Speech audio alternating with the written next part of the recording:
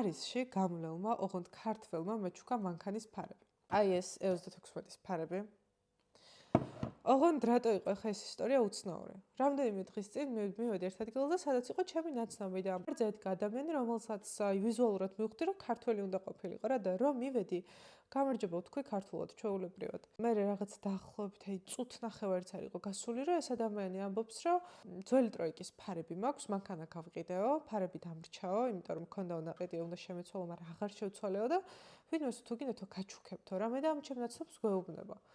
ოღონდ არ ვიცი რატომ მოუნდა რომ მივედი ერთ წუთში მაგის მე ჩავთვალე რომ რავი შეიძლება სადმე ვიდეო აქვს YouTube-ზე ნანახი რა ვიცი ან ნიკას არხზე ან ჩვენი არხი აქვს ნანახი ან ასე შემდეგ. მომერი დასავით რაღაცნაირად თან ან რაღაცნაირად ვერ დავაკავშირე რომ E26-ზე იქნებოდა ლაპარაკი. და მე გააგრძელა რომ თქვენ თუ არა ვინმე ნაცნობი თუ ყავთო საქართველოში ვისაც ეს მანქანა ყავს უძველი ტროიკაო გამოადგებაო რა. და მეთქი რომელ ძველ ტროიკაზე ლაპარაკი E26-ის ფარებზე მომნებით თქო და კიო, მაქო მანქანაში წამოდი განახეფო. მივედით, ამოიღო ეს მეორე ფარი და კიდე იყო წინა მარჯვენა პავაროტნიკი რა. წაიღეო, რა ვიციო, გამოგადგებაო. რა, მადლობა მეთქი ესე და ოღონდ სახელი მაინც მითხარით მეთქი, ანუ არც ვიცოდი ამ ადამიანის სახელი. მართლა რომ მივედი, სულ ალბათ ჯამში ამ ფარების ჩუქებია ყველაფრიანად გასული იყო 4 წუთი.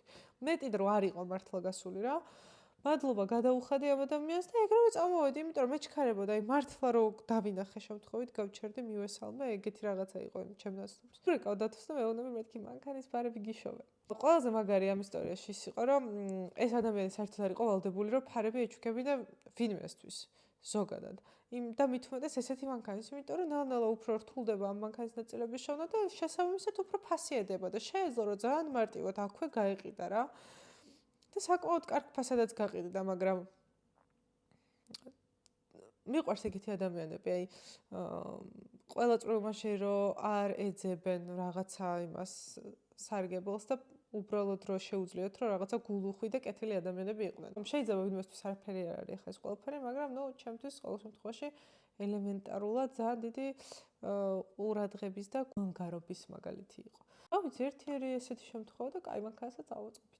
გამოიწერეთ ჩემი არხი, იმიტომ რომ კი იცით, კაი პროექტებია გასაკეთებელი და ვინც არ იცით და ახლა უყურებთ ამ ვიდეოს პირველად CRX-ის პროექტია მანქანის გასაკეთებელი, რომელიც თავის დროზე მამაჩემ ააწყო და მე როგორც მისმა შვილმა გადავწყვიტე, რომ ჩემს თავზე ავიღო ეს ყველაფერი და აღვადგინო და ეს მანქანა გავაცოცხლო. მაგრამ რეალურად ძალიან დიდი ხანია მინდა, უბრალოდ ვერასდროს ვერ გავრისკე და ვერ გადავდგეს ნაბიჯი, იმიტომ რომ იმდენად ცუდ დღეშია მანქანა, არ ვიცოდი რამდენად ამ ყველაფერს მოვახერხებდი, მაგრამ ეხლა ნუ რაც არ უნდა იყოს, უნდა